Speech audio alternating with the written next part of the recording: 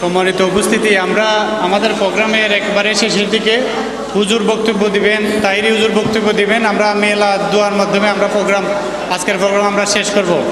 আপনারা নিশ্চয়ই অবগত আছেন আমাদের হুজুরের নামে গাউসিয়া করিমিয়া আমাদের একটা হাফিজি মাদ্রাসা হবিগঞ্জে। আমরা গত বছর আমাদের এই মাদ্রাসা থেকে 3 জন হাফিজ হয়েছিল, আমরা একটা ফাঁকি অনুষ্ঠান করছিলাম।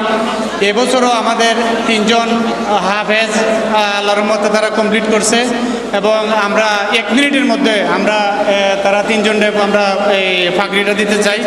আমরা হাফেজ মোহাম্মদ রবিউল আহমেদ তাহমিদ, পিতার নাম মোহাম্মদ ফেরদৌস মিয়া, লজিং মাস্টার সেলিম মিয়া আপন চাচা।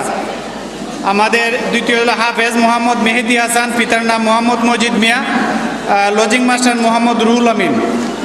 আমাদের 3 নম্বর হাফেজ হচ্ছে হাফেজ মোহাম্মদ তারিকুল ইসলাম ইমন, পিতার নাম আলাউদ্দিন মিয়া, লজিং মাস্টার গুলাম মুস্তফা চৌধুরী বাবর। আমরা এবছরও আমাদের 3 জন হাফেজ আলহামদুলিল্লাহ আমাদের এই মাদ্রাসা থেকে হাফেজ হয়ে বের হয়ে যাচ্ছে। আল্লাহ যেন আমাদের আরও সুযোগ করে দেন, এই মাদ্রাসা থেকে যেন আরও অসংখ্য অগণিত হাফেজ আমাদের এখান থেকে যাইতে পারে।